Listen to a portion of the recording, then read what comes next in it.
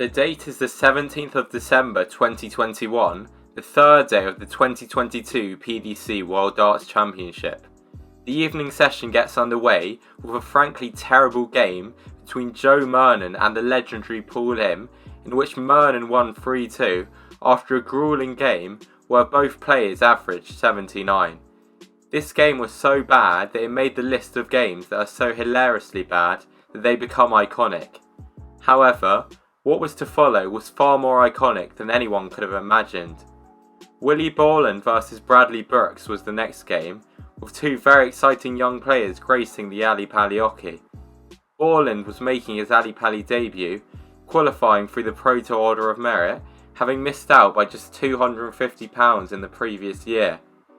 Brooks missed out on qualifying through this route, but made Ali Pali for the second year in a row as he topped the UK Development Tour Order of Merit after a straight shootout with Keelan Kay for the top spot in the final event of the year. Brooks was the fairly narrow favourite heading into the first round match, with odds of 1.8 compared to 2.05 for Borland. The odds looked to be correct early on, with Brooks averaging far more than his opponent and winning the first set 3-0. In the following set, Borland battled back to make it 1-1, letting out a big celebration after taking out 92 to secure the set within 4 legs. Every leg in the third set went with throw, meaning that Borland won it in the last leg decider. The Scotsman then won the first 2 legs of the next set to go a leg away from the win. However, Brooks then rattled off 3 legs in a row to force the deciding set. Borland again started by winning the first 2 legs, but Brooks then won 2 to force the deciding leg. This was as the tie-break rule was only used for games from the second round on, having been scrapped entirely in the previous year. Borland had the throw and made the perfect start, hitting a 180 which he celebrated massively. Brooks then managed a 2-treble visit, but Borland responded with 3 more perfect darts, 2 in the treble 20 and 1 at the treble 19, meaning he had a shot at 144 for the match and a famous 9-darter. And you know the rest. He took it out, becoming the first player to win a televised PDC match with a 9. At the time, this was huge for darts and created a viral clip which has only been surpassed by the 9-darter in the most recent final. But what has happened to Borland since? Well, that is what I'm going to have a look at today, after I saw a TikTok by Big Jake 1999, a great darts TikToker. Go check him out. Borland faced Ryan Sell in the next round, and even after the great 9-darter, he was a 4.0 outsider. The odds proved to be correct, as his average fell from 94 to 77. He lost the first set 3-0, before losing the next 2 in deciding legs, meaning his tournament was over. However, Borland had created a truly historic moment, and one that will be remembered forever. The first round win was also huge, as it meant he secured his tour card for the following year. Borland was much more well known at the start of the following season, putting much more pressure on him. It started badly too, as at the first Players' Championship weekend, he only won a single game and fell to average over 83 in his 3 matches. He was beaten in the second round of the next event, a Euro Tour qualifier, with an average of just 76. His first 90+ average of the season didn't come for 4 more events, until the first ranking major of the year, the UK Open, where he beat Raymond van Barneveld on TV in a dramatic deciding leg, in which RVB missed 8 match darts. His average stayed above 90 in the following round, where he was beaten 10-6 by Dirk van Dijvenbode. His run of poor form then continued, and he even averaged 70 in a 6-1 loss at the 5th Players' Championship event. Having initially entered the 7th and 8th events, he withdrew just ahead of them for unknown reasons. At the next 3 events, he lost on all 3 days, despite averaging 96.5 in one of the matches.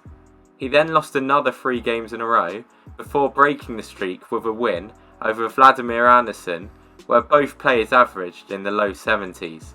He then went on a terrible run, losing in the first round of the next 11 Players' Championship events, with his only wins during this period coming in Euro Tour qualifiers, none of which he managed to qualify through. He showed promising signs when he got to the last 32 of Players Championship 25 before winning his first round game at the next two events. However, he then lost in the first round of the next three events and failed to make it through the qualifiers for both the Grand Slam and World Championship. He finished his terrible season 71st on the order of merit, meaning that he lost his tour card. Over all of the Players Championship events, he averaged just 85, the 126th of the 129 players to play more than 25 games. He said that he was gutted to miss out on the World Championship and therefore the chance of retaining his tour card, but that he was working harder than ever ahead of Q School in the new year. At Q School, he was exempt through to the final stage, having just come off the tour, but he failed to win a single game on any of the 4 days, averaging 85 or below in every single one of the matches. This meant that he failed to regain his card. He has played on the Challenge Tour this year so far, and at the first set of 5 events, he managed to reach the last 16 twice, but he only averaged above 90 once in 11 games. He missed the next 5 events, but played in the most recent 5, getting to 2 last 32s, 1 quarter final, and his first Challenge Tour final. This impressive run to the final saw Borland average over 90 3 times. He has also played on the Modus Super Series this year, making his debut in March. Whilst his 9-darter was followed by a dreadful 2022 season, nobody will forget that famous leg. He has also shown some encouraging signs in recent events and could be one to watch at Q School at the start of next year. He still has plenty of time and clearly has plenty of talent.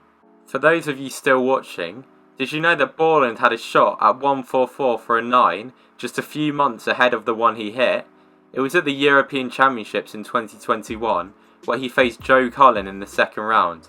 He went 180 and 177 again before missing the first start at the 144, drifting into the treble 5.